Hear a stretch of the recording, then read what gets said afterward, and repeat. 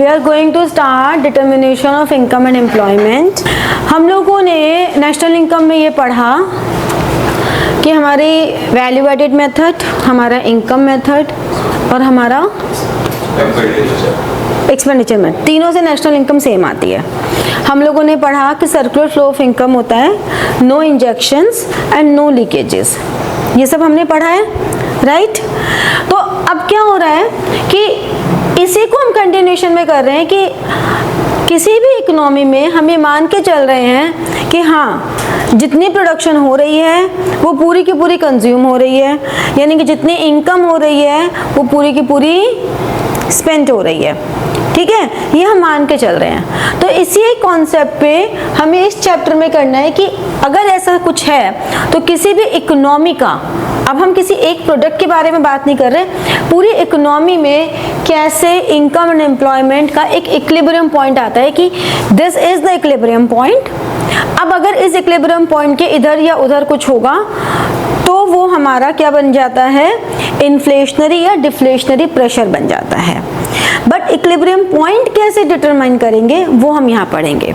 उसके लिए भी हमारे पास दो थ्योरीज हैं, एक है सेज लॉ जिसे हम ट्रेडिशनल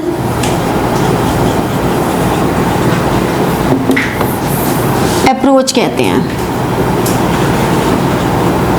इनका फुल नेम है जे.बी. सेज। जे.बी. सेज का ये मानना था, देखो हमारी जितनी भी थ्योरीज है ना, ये सारी की सारी थ्योरीज कोई भी इंडियन थ्योरी नहीं है। और आप लोगों को ये अच्छे से पता है कि जब भी कोई थ्योरी बनती है, आप लोग अगर स्टोरी कंपोज करोगे तो आप उस स्टोरी को कंपोज करने में कहीं ना कहीं अपने एनवायरनमेंट से अफेक्ट तो आएगा ना, आता है कि नहीं आता। तो सेम ये है कि ये जो हमारे मॉडर्न थ्योरी और ट्रेडिशनल थ्योरी देने वाले लोग हैं, ये लोग भी हमारे डेवलप्ड कंट्रीज के हैं जो कैपिटलिस्टिक इकोनॉमी है। तो कहीं ना कहीं उन्होंने कैपिटलिस्टिक इकोनॉमी के पॉइंट ऑफ व्यू से ही थ्योरीज दी हैं। तो इन्होंने सबसे पहले ये बोला कि सप्लाई क्रिएट्स इट्स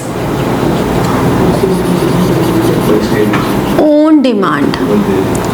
वो कहते हैं कि कोई भी इकोनॉमी में आप सप्लाई करो, आपको डिमांड को स्टडी करने की कोई ज़रूरत नहीं है। अगर मार्केट में चीज़ें लॉन्च करोगे तो वो ऑटोमेटिकली अपनी जगह बना ही लेगी। अगर हम इस कंटेक्स्ट में सोचें तो बात तो सही है, क्योंकि हम बिजनेस स्टडीज़ में बिजनेस के पॉइंट ऑफ व्यू से ऐसे ही बातें करते हैं कि जितना रिस्क लोगे उतना ही रिटर्न ज़्यादा होगा। यानी कि किसी भी मार्केट में कोई भी प्रोडक्ट अगर लॉन्च होगा तो शुरू में हो सकता है एक्सेप्ट करने में दिक्कत आए, लेकिन बाद में वो एक्सेप्ट हो ही जाता है। भाई शुरू में माइक्रोवेव आया, माइक्रोवेव बड़ा ख़राब होता है, रेज इसकी ये होती हैं वो होती हैं, आज हर घर में एक माइक्रोवेव काम कर रहा है। किसने छोड़ दिया? नहीं छोड़ा ना किसी ने इस्तेमाल करना। फुली ऑटोमेटिक मशीन कपड़ों की लाइफ कम कर देती है, ये कर देती है, वो कर देती है, लेकिन आज हर घर में ऑलमोस्ट फुली ऑटोमेटिक मशीन आ गई है। मीन्स हम कोई भी आइटम को क्रिटिसाइज ज़रूर करते हैं, लेकिन वो धीरे धीरे जब लोगों को कंफर्ट जोन, मोबाइल की रेज हमारे लिए बहुत हार्मफुल होती है, रात को मोबाइल सिरहाने रख के नहीं सोना चाहिए, सबके फ़ोन सिरहाने पड़े रहते हैं, कोई नहीं कहता, ठीक है ना। सोने से 2 घंटे पहले फोन बंद कर देना चाहिए, किसी का फोन बंद नहीं होता, बल्कि उस समय तो सबसे ज्यादा फोन यूज हो रहा होता है। घर के सारे लोग अपने अपने फोन में लगे होते हैं, सब अपना मी टाइम एंजॉय कर रहे होते हैं। तो द पॉइंट इज कि ट्रेडिशनली उन्होंने ये बात बोली तो थी, बट देखा जाए तो आज के कंटेक्स्ट में भी सही है। बट नहीं, जब भी एक थ्योरी को क्रिटिसाइज मिलता है तभी दूसरी थ्योरी पैदा होती है, क्योंकि ये जो थ्योरी थी, ये थ्योरी हर तरह की इकोनॉमी में एप्लीकेबल नहीं थी।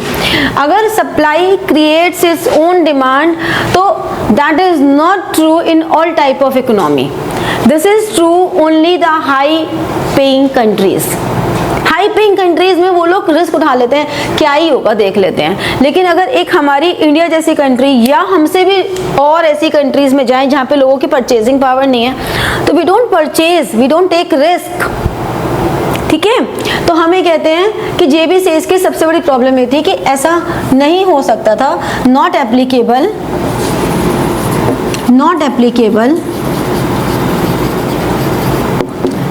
in all type of economies, एक तो ये वाली बात थी कि हर इकोनॉमी में एप्लीकेबल नहीं है, and did not provide solution. अगर ऐसा नहीं हो, अगर ये बात नहीं आती है कि चलो supply creates its own demand, अगर नहीं बनाई तो देन व्हाट, तो कोई सोल्यूशन नहीं मिला। इसके लिए फिर हमारे पास आई मॉडर्न अप्रोच। ये आई मॉडर्न अप्रोच। ये जो मॉडर्न अप्रोच आई, इसे हम कीनेसियन थ्योरी भी कहते हैं। ये बहुत पॉपुलर हुई, J.M.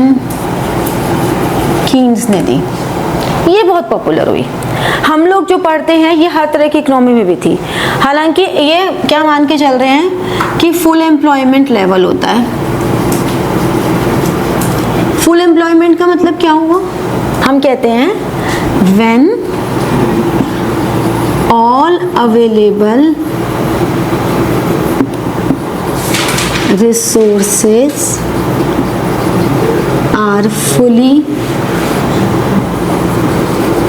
employed। जब भी हमारे जितने भी रिसोर्सेज अवेलेबल हैं वो पूरी तरह से एम्प्लॉयड हैं, तो हम कहते हैं फुल एम्प्लॉयमेंट है। एंड कीन्स ने ही बोला कि कोई भी इकोनॉमी फुल एम्प्लॉयमेंट पे रन करती है। अगर वो फुल एम्प्लॉयमेंट पे रन कर रही है तो हमें देखना है कि हमारे अवेलेबल रिसोर्सेज पूरी तरह यूटिलाइज हो रहे हैं। अब अगर उतनी डिमांड नहीं है या डिमांड उससे ज़्यादा है, तो वो किसी भी इकोनॉमी में इन्फ्लेशनरी या डिफ्लेशनरी प्रेशर क्रिएट करता है, और उस क्रिएशन की वजह से इकोनॉमी को स्टेप्स लेने पड़ते हैं उसे ठीक करने के लिए। तो हमें इस पूरे चैप्टर में यही पढ़ना है कि आखिर ये डिटरमाइन कैसे होता है, इन्फ्लेशनरी डिफ्लेशनरी प्रेशर्स क्यों आते हैं, और अगर आ गए तो उन्हें ठीक कैसे करते हैं। ठीक है, उसके लिए हमारे पास एक कॉन्सेप्ट आता है एग्रीगेट डिमांड का, AD।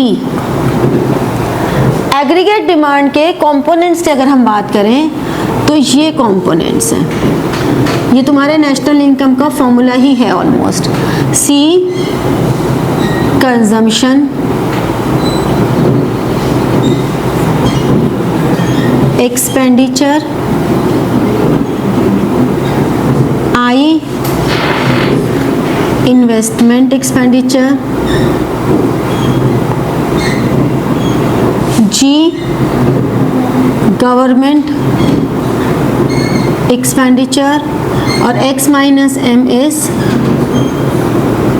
एक्सपोर्ट्स माइनस एक्सपोर्ट्स, यानी कि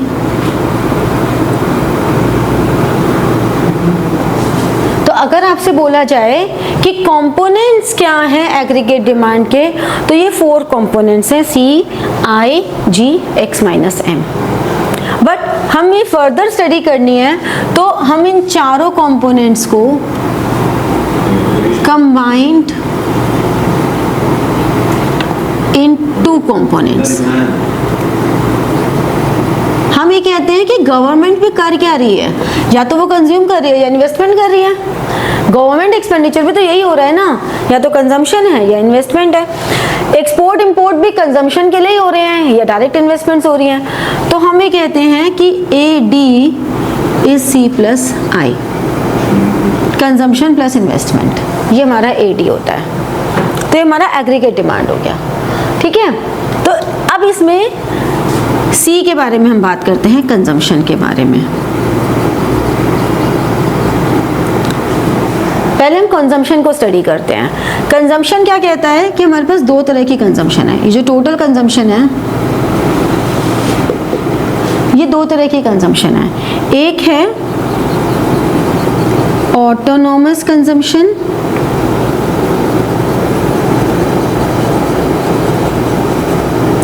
और एक है इंड्यूस्ड कंजम्पशन। क्या डिफरेंस होगा इन दोनों में, क्या तुम्हें लग रहा है इसके नाम से?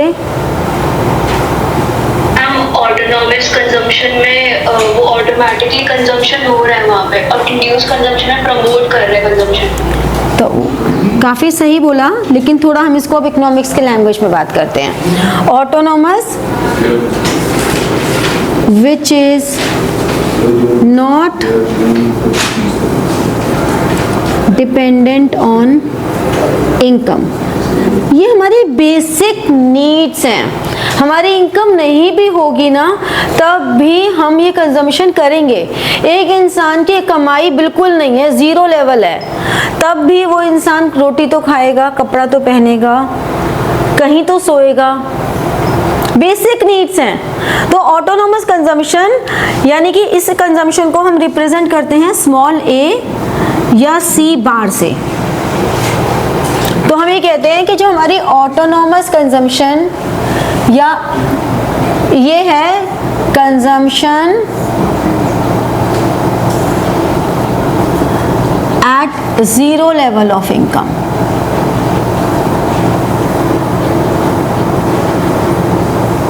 फिर हम कहते हैं इंड्यूस्ड कंजम्पशन, जिसको हम BY से रिप्रेजेंट करते हैं। Induced consumption represented by BY means which is dependent on income। हमारी जितनी इनकम है ये उस पे डिपेंड है। जैसे जैसे इनकम बढ़ेगी हमारी कंजम्पशन बढ़ती चली जाएगी। तो इन जनरल अगर मैं कंजम्पशन के बारे में बात करूं तो हम बात करते हैं प्रोपेंसिटी टू कंज्यूम या consumption function. Propensity to consume का मतलब है कि कितनी डेंसिटी है कंजम्पशन की। मतलब हम ये कहते हैं कि कंजम्पशन प्रोपेंसिटी ये है, consumption increases with the level of income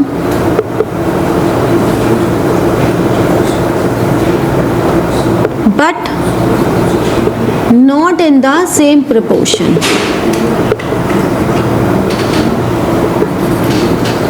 same proportion में नहीं बढ़ने वाला वो, not in the same proportion.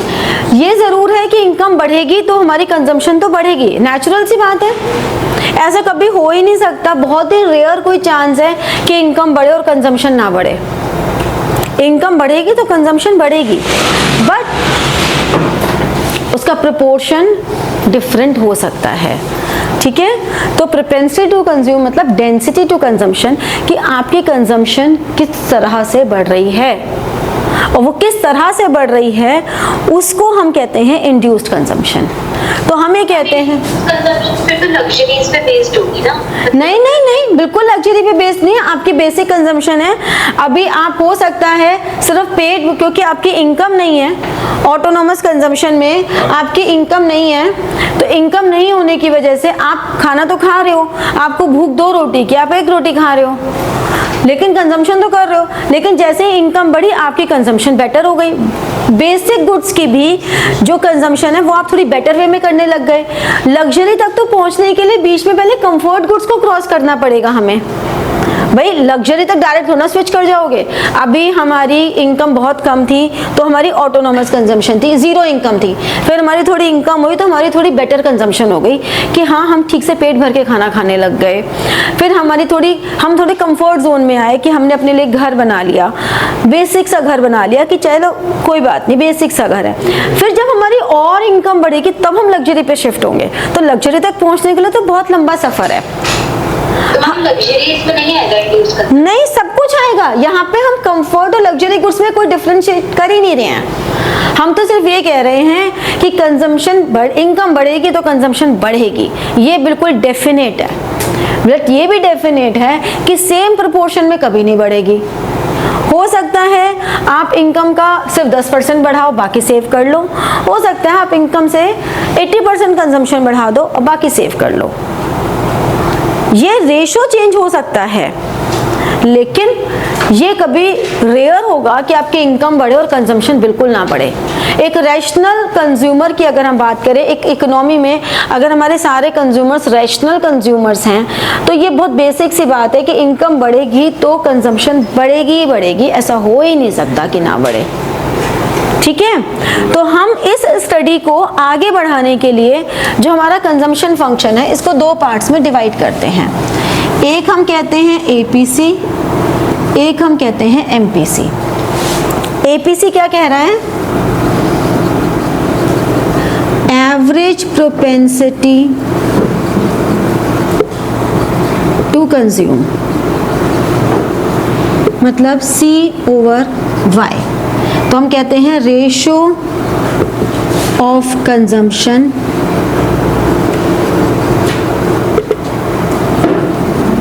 And income. ठीक है, कंजम्पशन और इनकम की रेशो कितनी है। फिर दिस इज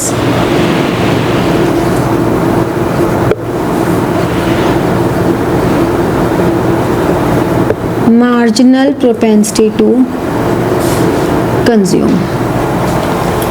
ये होती है change in C over change in Y which is represented by small p। ये कह रही है कि how much percentage of change in income is consumed। मतलब अगर B की वैल्यू 0.2 है तो इसका मतलब जितनी भी इनकम हमारी इंक्रीज हुई है उसको 20% हम कंज्यूम कर रहे हैं। ठीक है, अगर हमारी B की वैल्यू 7 है तो जितनी भी इनकम हमारी इंक्रीज हुई है उसका 70% हम कंज्यूम कर रहे हैं। ठीक है, तो ये हमारे कॉन्सेप्ट होते हैं एपीसी और एमपीसी। मैं एक बार ब्रीफ दे देती हूँ जो हमने समझा है उसको किया है। हो क्या रहा है कि हम कर रहे हैं determination of income and employment. उसमें हमने एक किया सेज लॉ। सेज लॉ मतलब ट्रेडिशनल थ्योरी थी, वो मैं डिटेल में नहीं करना। हमें करना है मॉडर्न अप्रोच। मॉडर्न अप्रोच मतलब कीनेसियन थ्योरी। कीनेसियन थ्योरी में उन्होंने कहा कि फर्स्ट कॉन्सेप्ट हमने उसका किया एग्रीगेट डिमांड, जिसके 4 कंपोनेंट्स हैं consumption, investment, government and net exports. ये हमारा एग्रीगेट डिमांड है। ठीक है, ये 4 कंपोनेंट्स जब भी आपसे थ्योरी में पूछे जाएंगे कि कंपोनेंट्स क्या क्या हैं तो आप ये 4 कंपोनेंट्स से लिखेंगे। एमसीक्यूज में भी अगर आता है तो ये 4 कंपोनेंट्स हैं, लेकिन हम इन 4 कंपोनेंट्स को स्केल डाउन करते हैं और 2 कंपोनेंट्स पे लेकर आते हैं कंजम्पशन प्लस इन्वेस्टमेंट। क्योंकि ये तो कंजम्पशन है ही, ये इन्वेस्टमेंट है ही। गवर्नमेंट भी या तो कंजम्पशन एक्सपेंडिचर करती है या इन्वेस्टमेंट एक्सपेंडिचर करती है। ऐसे ही जो नेट एक्सपोर्ट्स है ये भी या तो आपका कंजम्पशन के लिए होगा या इन्वेस्टमेंट के लिए होगा। तो इसलिए हम ये कहते हैं कि एग्रीगेट डिमांड हमारा consumption plus investment C plus I। फिर कंजम्पशन को जब हम पढ़ते हैं तो हम कहते हैं कंजम्पशन क्या है। कंजम्पशन वो है जो अपने सेटिस्फेक्शन के लिए करते हैं कंज्यूमर्स इन एन इकोनॉमी। अब वो कंज्यूमर्स जो कंजम्पशन कर रहे हैं वो 2 पार्ट्स में डिवाइडेड है। One is autonomous and second is induced. Autonomous consumption, which is at 0 level of income, which is to be done even there is no income, means this is not dependent on income, and autonomous consumption we represent by small a or C bar. Then induced consumption, that is dependent on income. As the income increases, consumption increases. ठीक है, but हम ये कहते हैं कि consumption increase होगी income के साथ साथ, but never in the same proportion. ऐसा कभी नहीं होगा कि जिस प्रपोर्शन में इनकम मेरी अगर मान लो 100 रुपये से, सपोज मेरी प्रेजेंट इनकम 100 रुपये है, अब मेरी इनकम चेंज होके हो गई 180, यानी कि 80% इनकम इंक्रीज हुई। 80% इंक्रीज हो गया ना। अगर मेरा 100 में से कंजम्पशन पहले पूरा 100 था तो मेरी कंजम्पशन कभी भी 180 नहीं जाएगी। मेरी कंजम्पशन हो सकता है 150 चली जाए, यानी कि 50% इंक्रीज हो जाए। ठीक है, फिर हो सकता है मेरी इनकम 180 से 300 हो गई, तो कंजम्पशन हो सकता है 150 से 180 ही हो सिर्फ। तो मतलब as the income increases consumption also increases but not in the same proportion. अब जब हम इस कॉन्सेप्ट को पढ़ते हैं तो हम ये कहते हैं कंजम्पशन और इनकम का तो रिलेशन है इसका मतलब, और हम ये भी कह रहे हैं कि positive relation positive relation between income and consumption है। हम ये भी कह रहे हैं क्योंकि ये तो पता ही है, इसमें तो हमें पता ही है कि किसी भी इकोनॉमी में इनकम और कंजम्पशन का हमेशा पॉजिटिव रिलेशन होगा। इसको हम दो पार्ट्स में स्टडी करते हैं। One is APC, average propensity to consume, which shows कि इस इनकम लेवल पे इतनी मेरी कंजम्पशन है। मतलब अगर मैं डायग्रामेटिकली बात करूं,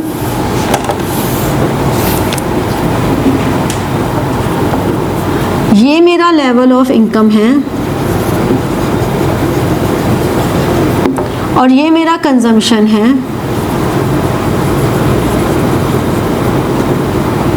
ये मेरा कंजम्पशन कर्व है, ठीक है, पॉजिटिव। तो slopes consumption curve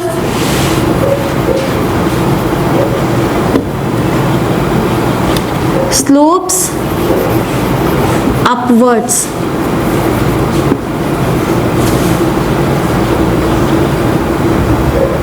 to right, ठीक है। Consumption curve slopes upwards to right. क्यों होता है? क्योंकि हमने अभी बात की कि पॉजिटिव रिलेशन है। तो एक पर्टिकुलर पॉइंट ऑफ इनकम पे, ये मेरा पर्टिकुलर पॉइंट ऑफ इनकम है Y1 तो C1, तो मतलब मेरा APC C over Y, OC1 और OY1 एक पर्टिकुलर पॉइंट ऑफ इनकम पे what is the ratio between consumption and income is APC।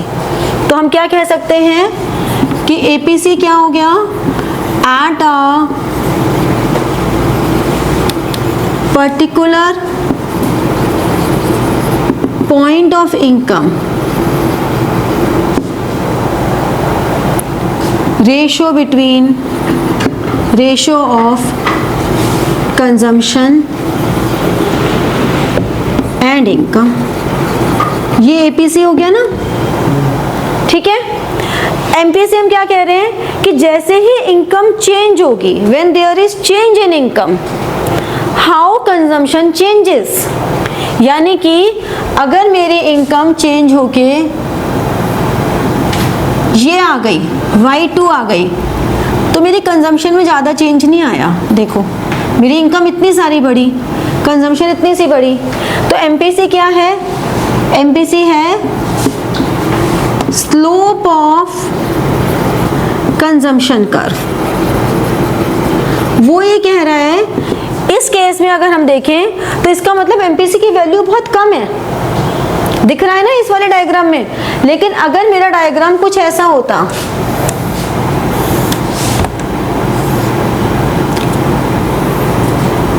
कुछ ऐसा होता, ये होता, तो हम क्या कहते हैं, ये इनकम और फिर, तो इसका मतलब इस वाले केस में लो MPC है, जबकि इस वाले केस में हाई MPC है, ठीक है। क्योंकि अगर मैं यहां पे बात करूं,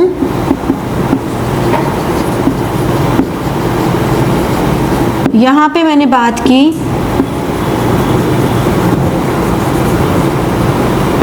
तो ये मेरा C1 C2, तो इसका मतलब यहाँ पे मेरा MPC की वैल्यू कितनी है, C1 C2 और Y1 Y2। जितना फ्लैटर कंजम्पशन कर्व होगा उतना ही लो MPC होगा, और जितना स्टीपर कंजम्पशन कर्व होगा उतना ही हाई MPC होगा। एक तो ये हमारा निकल कर आ गया कि MPC क्या है, MPC है change in ratio of change in consumption and change in income, ठीक है। ये बात क्लियर हो गई, यहाँ कोई दिक्कत कुछ नहीं है। अब अगर मैं इसको और आगे बताऊं तो मुझे एक क्वेश्चन का आंसर दो। इस डायग्राम में तुमने कुछ नोटिस किया? ये नोटिस करने वाली बात है कि कंजम्पशन कर्व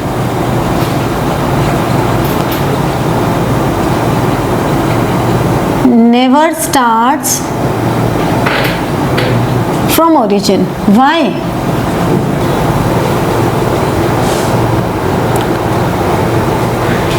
ऐसा क्यों है कि consumption curve never starts from origin?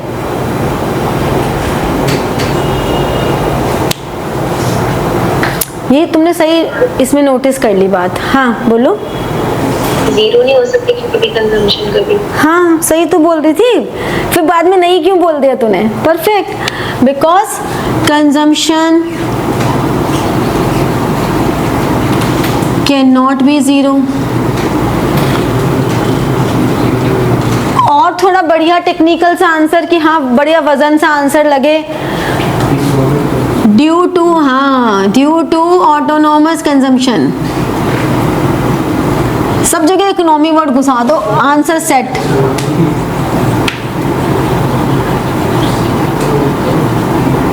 ठीक है, consumption curve never starts from origin due to autonomous consumption. Consumption curve starts from origin because consumption cannot be zero.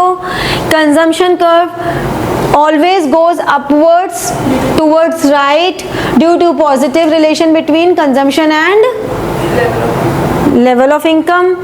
ठीक है, और कंजम्पशन कर्व की शेप क्या रहेगी, ये कितना स्टीपर रहेगा, कितना फ्लैटर रहेगा, that depends on the value of B. अब हम पूरी बात करते हैं, इसीलिए इंड्यूस्ड कंजम्पशन को हम बी वाई कहते हैं। बी वाई का मतलब हुआ कि बी फैक्टर क्या है जिसकी वजह से टोटल कंजम्पशन में चेंज आएगा। यानी कि अगर हमारी MPC is 0.7, it means 70% of change in income is consumed. ठीक है, अगर आपकी कंजम्पशन, अगर आपकी MPC is 0.25, it means 25% of change in income is consumed. तो इसीलिए हम कहते हैं कंजम्पशन फंक्शन अगर हम लिखना चाहें तो हम कहते हैं C is equal to A plus B Y. क्यों? क्योंकि A क्या है? ऑटोनॉमस कंजम्पशन, और बी आई क्या है? Induced consumption. तो C क्या हो गया? Total consumption. ठीक है, ऑटोनॉमस कंजम्पशन, और ये हो गया इंड्यूस्ड। समझ में आया? अब हम सेकेंड कंपोनेंट की बात करते हैं, investment. Investment is not a new term for you. क्या होती है इन्वेस्टमेंट? पैसा कहीं लगाना ताकि रिटर्न मिले। इन्वेस्टमेंट मतलब इंक्रीज इन एसेट्स, तुम तो कह रहे हो। इन्वेस्टमेंट में हम रिटर्न की बात करते हैं,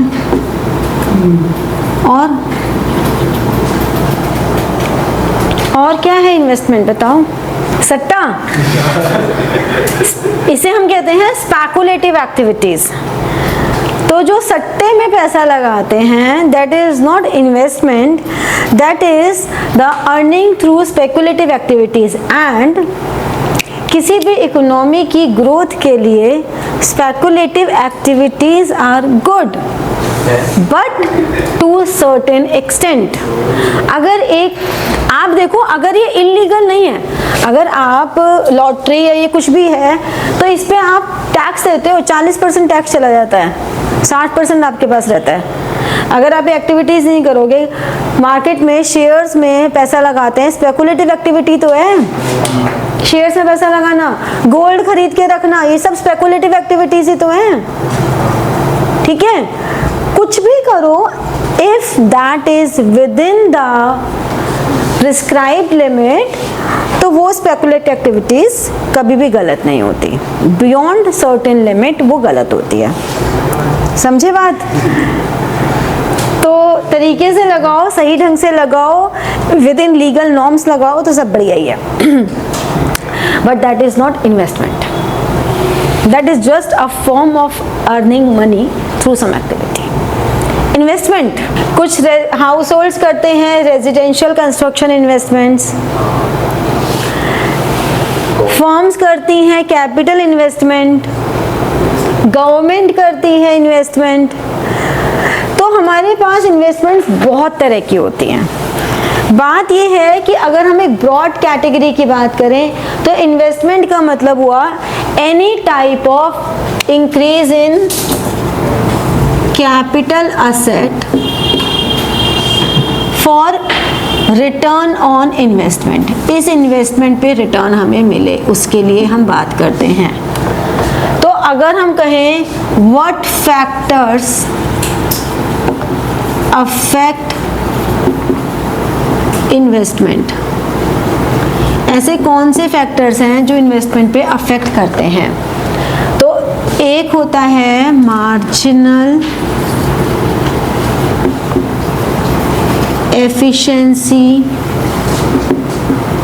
of capital,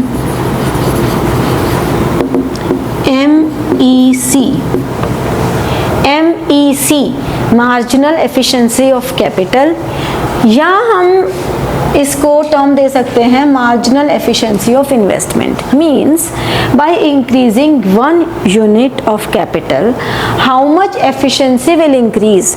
by increase 1 unit of investment, how much efficiency will increase?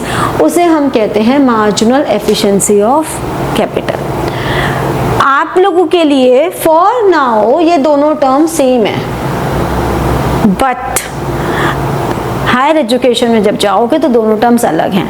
मैं ये बातें तुम्हें इसलिए बताती रहती हूँ क्योंकि बच्चे जब कॉलेज में जाते हैं तो वो दो तरह से माइंडसेट में आ जाते हैं। या तो उन्हें लगता है जो वो प्रोफेसर सामने खड़ा होकर पढ़ा रहे हैं वो पागल है, उसे कुछ नहीं आता, कि हमने तो 12th में ये पढ़ा था।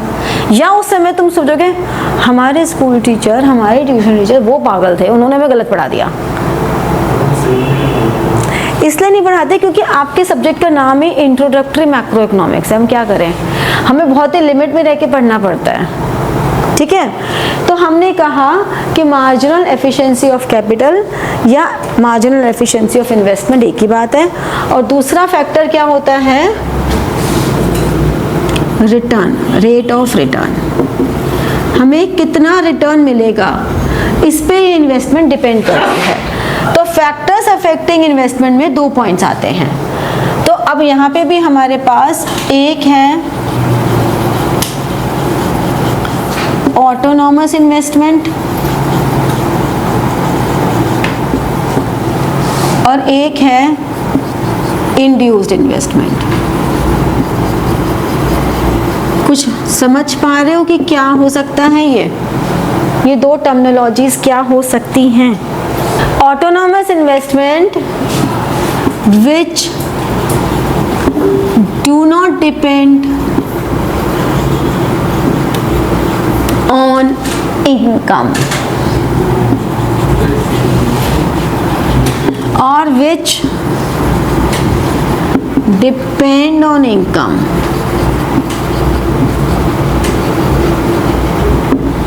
ये अगर हमारी इनकम है तो इनकम जितनी मर्जी हो, हमारी जो इन्वेस्टमेंट है वो यही रहेगी। इसको हम IA लिखते हैं। मतलब ये इन्वेस्टमेंट है, चाहे इनकम यहाँ हो चाहे इनकम यहाँ हो, हमें कोई फर्क नहीं पड़ता। This is always parallel to x axis, horizontal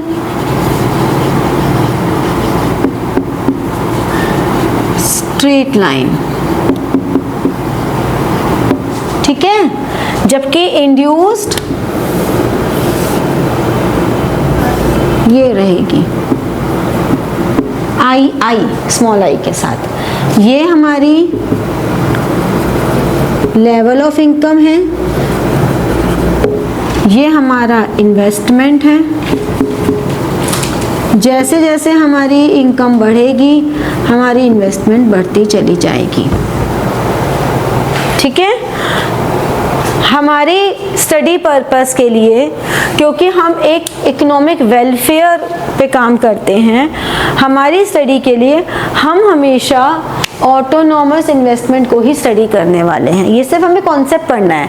हम लोग जो यहाँ पर AD is equal to C plus I की बात कर रहे हैं ना, इसमें C तो क्या है A प्लस BY और I क्या है ऑटोनॉमस इन्वेस्टमेंट। तो इसका मतलब AD क्या है A plus BY plus IA। हम इसको पढ़ते हैं लेकिन हमारा ये वाला I जो है वो ऑटोनॉमस को ही बता रहा है, क्योंकि इसको इसलिए नहीं ले रहे क्योंकि इसके बहुत सारे और फैक्टर्स आ जाते हैं, फिर हमें इंट्रोडक्शन लेवल पे ही काम करना है, तो इसलिए ऑटोनॉमस में अगर आपकी इनकम 10 रुपीज़ है, मतलब आपको इनकम से कोई फर्क ही नहीं पड़ रहा, इनकम जो मर्जी हो, हमने इतनी इन्वेस्टमेंट कर दी हम कर देंगे, चाहे लोन लो कुछ भी लो, हम इन्वेस्टमेंट। ये बेसिकली। अब आगे का कॉन्सेप्ट देखो, एक होती है public investment, which is done by government sector. एक होती है प्राइवेट इन्वेस्टमेंट्स,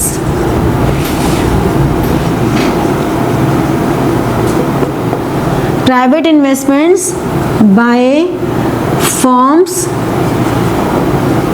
एंड हाउसहोल्ड्स। तो public investments are generally autonomous, generally मतलब ऐसा नहीं है कि गवर्नमेंट प्रॉफिट मेकिंग के लिए काम नहीं करती है, बट उनका मेन फोकस सोशल वेलफेयर रहता है, तो वो ऑटोनॉमस करती हैं। Private investments generally induced.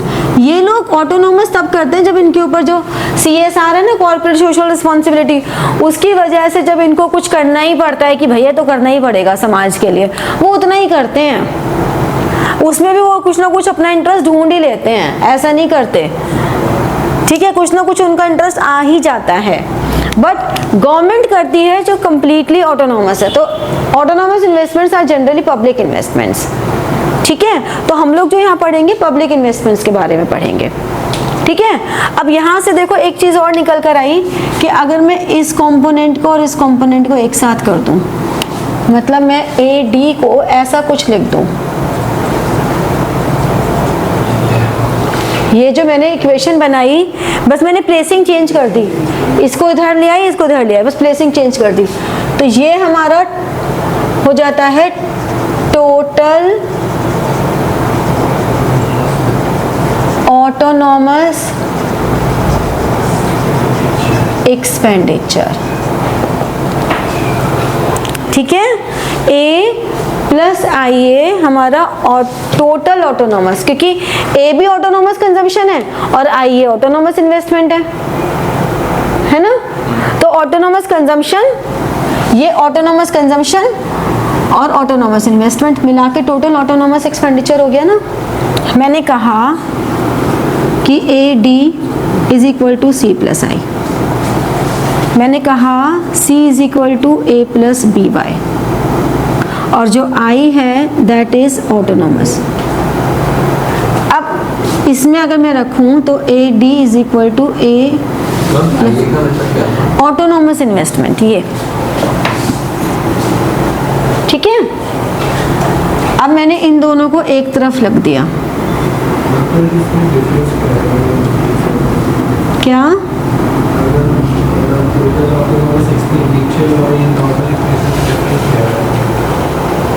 Total, जैसे आपने वो बनाया ऊपर वाला। बट मैं प्लेसिंग चेंज क्यों कर रही हूँ? हाँ, मैं प्लेसिंग चेंज इसलिए कर रही हूँ क्योंकि मैं ये समझाना चाहती हूँ कि ऑटोनोमस कंजम्पशन VY का मतलब क्या होता है? प्लस ऑटोनोमस इन्वेस्टमेंट, ये मिला के टोटल ऑटोनोमस एक्सपेंडिचर हो जाता है। तो टोटल ऑटोनोमस कंजम्पशन और ऑटोनोमस इन्वेस्टमेंट मिला के टोटल ऑटोनोमस एक्सपेंडिचर आ गया। इसको हम इसलिए ऐसा समझ रहे हैं क्योंकि जब आपको न्यूमेरिकल्स आते हैं तो न्यूमेरिकल्स में वैल्यू आती है total autonomous expenditure is this, तो आपको समझ में नहीं आता कि इसे कैसे सॉल्व करें। ये जितनी भी मैंने इक्वेशंस बनाई है इन सब पे न्यूमेरिकल्स आते हैं, इसलिए बी वाई की जो तुम बात कर रहे हो तो B Y is induced consumption, B Y is induced consumption.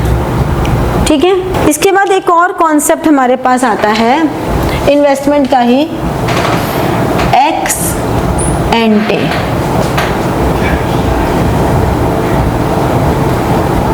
Planned intended investment, ex ante. एक कॉन्सेप्ट आता है ex post, unplanned unintended actual investment. तुम्हें इनके नाम से क्या समझ में आ रहा है? प्रॉपर प्लानिंग के हिसाब से इन्वेस्टमेंट करिए। बात सही है ये कि एक्स एंटे का मतलब है जो प्लान्ड है, यानी कि एक्स एंटे प्लान्ड या इंटेंडेड का मतलब है जो पहले से प्लान किया हुआ है। ठीक है, इसके नाम से ही पता लग रहा है जो हमने पहले से प्लान किया हुआ है कि हमें इतना इन्वेस्टमेंट करनी है, बट एक्चुअली में जब इन्वेस्टमेंट हुई तो दैट में डिफर हो सकता है। हमने बजट में प्लान आता है, बजट में ये आता है कि इतना इतना इन्वेस्टमेंट इस सेक्टर में करेंगे, बट एक्चुअल में कुछ और होता है। एक्चुअल में तुम सोचते हो, प्लान तुम करते हो कि हम इतने अच्छे से पढ़ाई करेंगे, हम ये करेंगे, बट एक्चुअल में बहुत सारे फैक्टर्स आ जाते हैं जो तुम्हें डिस्टर्ब कर देते हैं, तुम नहीं पढ़ पाते हो। तो क्या होता है, डिफरेंस आ गया। अब वो कई बार ऐसा भी होता है कि तुमने सोचा ये था कि मैं सिर्फ ट्यूशन में ही पढ़ूं, मैं घर पे नहीं पढ़ूं, लेकिन पता नहीं अंदर से तुम्हारी कोई आत्मा आ गई, तुमने अच्छे से पढ़ लिया एक्चुअली में, और तुम ज्यादा पढ़ गए तो तुम्हारे रिजल्ट्स बहुत अच्छे हो गए। या तुमने सोचा ये था कि मैं बहुत अच्छे से पढ़ूंगा, लेकिन एक्चुअली में तुम नहीं पढ़े, तो हो क्या रहा है, रिजल्ट नीचे चला गया। मतलब आप एक्चुअली में जो हो रहा है इन्वेस्टमेंट और जो आपने प्लान किया है, उन दोनों में डिफरेंस आने की पूरी संभावनाएं हैं, पूरी चांसेस होते हैं कि नहीं होते। तो हमने जो प्लान किया और हमारा जो एक्चुअल है, इसमें हो जाता है डिफरेंस, जिसकी वजह से हमारे इन्फ्लेशनरी एंड डिफ्लेशनरी प्रेशर आएगा, जो हम पढ़ेंगे। तो अभी कॉन्सेप्ट बस पता होना चाहिए कि एक्स एंटे इन्वेस्टमेंट्स जो हमने पहले से सोची हुई हैं, जो प्लान्ड है, लेकिन एक्चुअल जो कि प्लान नहीं है, सोची नहीं हुई है। ठीक है, समझ में आया, क्लियर हुआ? एक और कॉन्सेप्ट आता है इन्वेस्टमेंट का,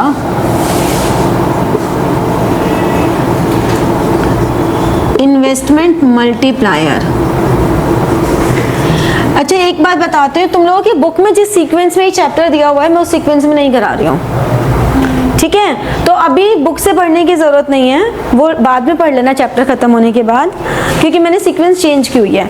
आप लोग सिर्फ जो क्लास में लिख रहे हो ना, उतना ही अच्छे से दोबारा पढ़ लोगे ना, तो वो भी सफिशिएंट होगा अभी टू बिगिन विद। ठीक है, नेक्स्ट क्लास में हम लोग इतना कर लेंगे कि आप अपनी बुक से सीक्वेंस में पढ़ पाओगे। मैं थोड़ा सा इजी वाला पार्ट और फिर उसके बाद आगे की चीज़ें पे इस तरह से करवा रही हूँ। तो सीक्वेंस बुक वाली नहीं है, तो परेशान मत होना कि बुक में तो कुछ दिया हुआ है और हमने कुछ किया।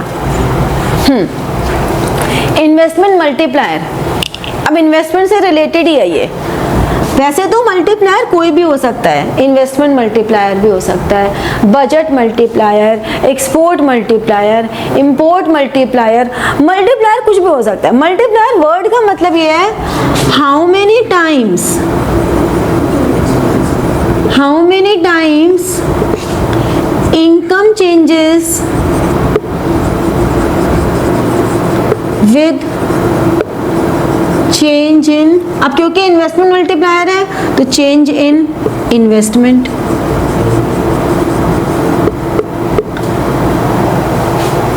बट आपके सिलेबस में सिर्फ इन्वेस्टमेंट मल्टीप्लायर है, तो हम मल्टीप्लायर बोल दें या इन्वेस्टमेंट मल्टीप्लायर बोल दें, वन एंड सेम थिंग है।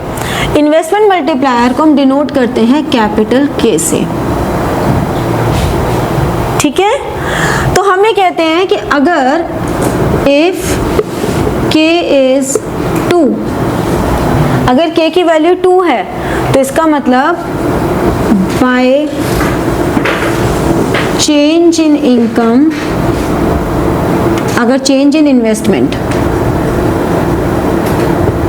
₹10 करोड़ है तो इसकी वजह से चेंज इन इन्वेस्टमेंट और इनकम कितनी होगी, 20 करोड़। ये इसका मतलब हो गया। इस वैल्यू को हम ऐसे पढ़ते हैं, तो हम कहते हैं K is equal to change in income upon change in investment. Change in income upon change in investment, ठीक है। ये मल्टीप्लायर है।